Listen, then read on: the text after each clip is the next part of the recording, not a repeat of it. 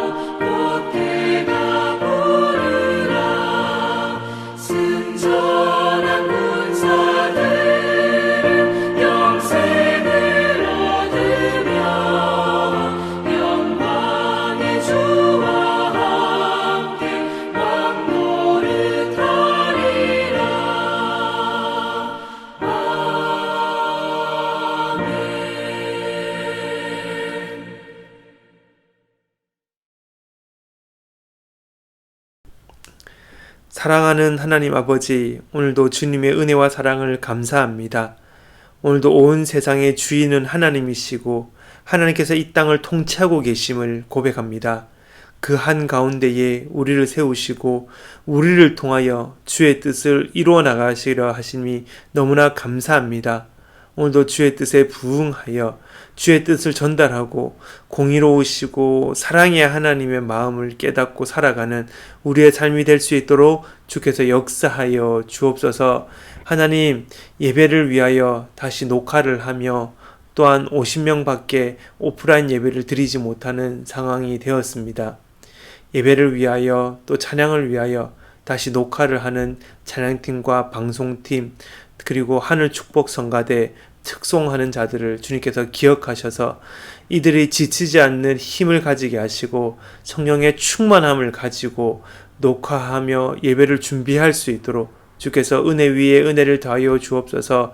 주일 학교가 온라인으로 예배를 드립니다. 온라인으로 반별 모임을 합니다. 하나님, 진행하는 모든 과정 가운데 주께서 함께하여 주시고 어려움이 없게 하여 주옵소서. 진행하는 교사들, 리더들에게 주께서 지혜를 주셔서 슬기롭게 잘 진행하며 성령의 충만한 가운데서 그 모임이 진행될 수 있도록 주께서 역사하여 주옵소서. 하나님, 선교사님들을 위하여 기도합니다. 특별히 코로나 확진 판정을 받은 선교사님도 계십니다. 주님, 하루속히 육체가 회복될 수 있도록 주께서 역사하여 주옵소서. 또한 전 세계에 흩어져 있는 그 코로나 바이러스로 인하여서 또한 여러 가지 테러와 어려움으로 인하여서 선교의 위축이 없게 하시고 이 선교사님들의 삶을 통하여 그 선교지에 교회가 세워지고 하나님 나라가 확장되는 놀라운 역사가 있을 수 있도록 주께서 역사하여 주옵소서. 어느 곳에 있던지 간에 주께서 필요한 것을 다 알고 계시오니 필요한 것들을 채워주시고 심신이 고갈되지 않게 하시며 아버지 안에서 평안함을 누리는 선교사님들이 될 수 있도록 주께서 역사하여 주옵소서. 온 열방 가운데에 하나님 코로나 바이러스로 인하여서 또한 테러로 인하여서 또한 여러 가지 전쟁과 여러 가지 공포들, 자연재해로 인하여서 몸살을 앓고 있는 나라들이 있습니다. 주님, 그 땅을 기억하시고 긍휼히 여겨주시고 그 땅이 회복되게 하시며 예수 그리스도를 통하여서 참된 평안과 위로를 얻는 온 열방이 될 수 있도록 주께서 역사하여 주옵소서. 사랑하는 성도들을 위하여 기도합니다. 하나님, 환우들을 기억하시고 치료와 회복 과정 가운데 위로함을 주시고 극복해 나갈 수 있도록 힘과 은혜를 더하여 주옵소서. 육체적으로만 회복되는 것이 아니라 영적으로 회복되고 예수 그리스도를 알지 못하는 자들은 예수 그리스도를 알고 믿는 놀라운 은혜가 있을 수 있도록 도와주옵소서. 직장과 학업과 군대와 사역과 방문 등으로 인하여 한국과 해외에 나와 있는 성도들을 기억하시고 그들의 안전을 보장하여 주옵소서. 오랫동안 아버지, 어머니와 떨어져 있는 우리 사랑하는 가족들 기억하시고 하루속히 한자리에 모일 수 있도록 주께서 하늘길을 열어 주옵소서. 어려움과 고난 속에 있는 성도들을 안으시고 회복이 있게 하여 주옵소서. 임신 중인 산모들과 태아의 건강을 지켜주시고 자녀를 기다리는 가정의 문을 열어 주옵소서. 하나님, 오늘도 우리 교회에 속한 모든 가정과 모든 사업장 가운데 주께서 가장 좋은 것으로 주일 줄로 믿고 감사합니다. 내일 주일을 기억하며 온전히 하루를 보내게 하시고 기도로서 주일을 준비하게 하시고 어느 곳에 있던지 간에 예배자로 세워질 수 있도록 주께서 은혜 위에 은혜를 다하여 주옵소서. 주일을 사모함으로 우리의 영과 육을 깨끗하게 준비하는 사랑하는 모든 예배자들 될 수 있도록 주께서 역사하여 주옵소서. 말씀을 준비하는 담임 목사님과 교육자들 기억하셔서 온전히 살아있는 말씀 전하게 하시고 그 말씀 전할 때에 성령의 충만함들이 듣는 모든 자들의 마음 가운데 함께 할 수 있도록 주께서 역사하여 주옵소서. 오늘도 함께 하실 주님을 찬양하며 감사드리며 살아계신 예수 그리스도의 이름으로 기도드렸습니다. 아멘. 오늘 아침 함께 묵상하실 말씀은 이사야 13장의 말씀입니다. 1절부터 22절까지 다 함께 읽겠습니다. 아모스의 아들 이사야가 바벨론에 대하여 받은 경고라. 너희는 민둥산 위에 기치를 세우고 소리를 높여 그들을 부르며 손을 흔들어 그들을 존귀한 자의 문에 들어가게 하라.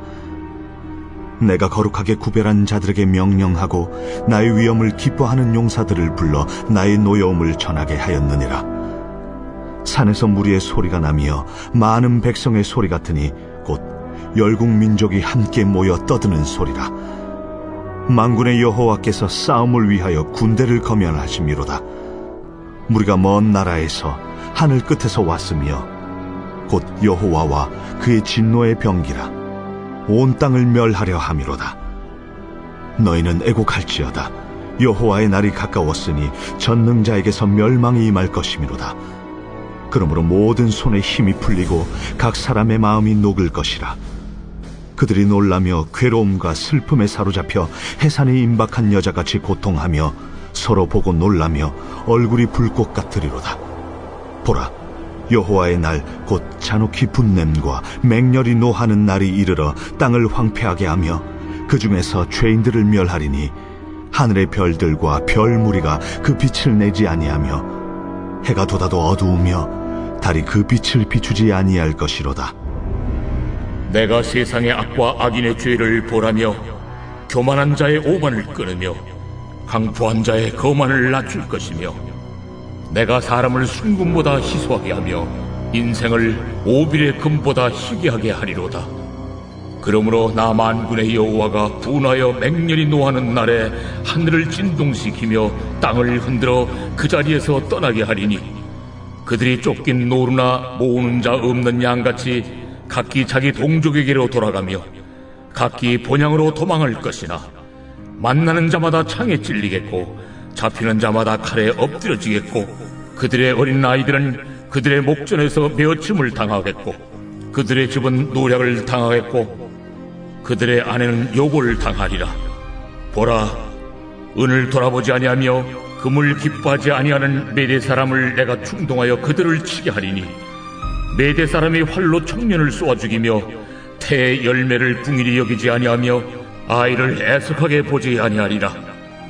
열국의 영광이요 갈대아 사람의 자랑하는 노리개가 된 바벨론이 하나님께 멸망당한 소돔과 고모라 같이 되리니 그곳에 거주할 자가 없겠고 거처할 사람이 대대에 없을 것이며 아라비아 사람도 거기에 장막을 치지 아니하며 목자들도 그곳에 그들의 양떼를 쉬게 하지 아니할 것이요 오직 들짐승들이 거기에 엎드리고 부르짖는 짐승이 그들의 가옥에 가득하며 타조가 거기에 깃들며 들량이 거기에서 뛸 것이요 그의 궁성에는 승냥이가 부르짖을 것이요 화려하던 궁전에는 들깨가 울 것이라.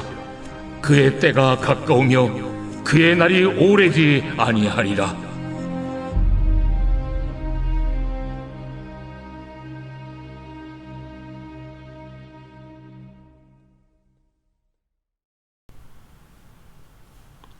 미국의 역사학자였던 찰스 비어드는 악한 자들을 향한 하나님의 맷돌은 천천히 돌아가지만 갈지 않는 것이 없다라는 말을 남겼습니다. 하나님께서는 악한 자들을 심판하는 맷돌을 가지고 계신데 그 맷돌은 비록 더디게 돌아가지만 아주 작은 것까지 다 갈아버린다는 말입니다. 바벨론을 향한 하나님의 심판이 바로 이런 모습입니다. 바벨론이 어떤 나라입니까? 고대 근동을 제패하고 세계를 정복한 나라입니다. 그러나 이런 바벨론도 주전 538년경에 멸망을 당하고 말았습니다. 오늘 우리가 묵상하는 이사야 13장의 내용이 바로 이런 바벨론을 향한 경고의 말씀입니다. 하나님께서 메대를 격동시키시고 그들이 바벨론을 침공해서 바벨론을 초토화시켜 버리겠다는 말씀이죠. 화려함이 사라지고 그 누구도 그곳에서 살아갈 수 없는 땅, 길들이지 않은 짐승들의 천국으로 변해버린 완전히 버림받은 땅이 될 것임을 말씀하셨다는 것입니다. 그렇다면 바벨론을 공격할 이 메대는 어떤 나라, 어떤 사람들입니까? 오늘 본문 17절과 18절 말씀입니다. 보라, 은을 돌아보지 아니하며 금을 기뻐하지 아니하는 메대 사람을 내가 충동하여 그들을 치게 하리니 메대 사람이 활로 청년을 쏘아 죽이며 태의 열매를 긍휼히 여기지 아니하며 아이를 애석하게 보지 아니하리라. 메대는 강한 군대입니다. 하나님은 가장 강한 군대를 이용하여 하나님 스스로가 역사의 주인이심을 알립니다. 그러나 메대는 바벨론과 다르게 은과 금을 추구하지 않았습니다.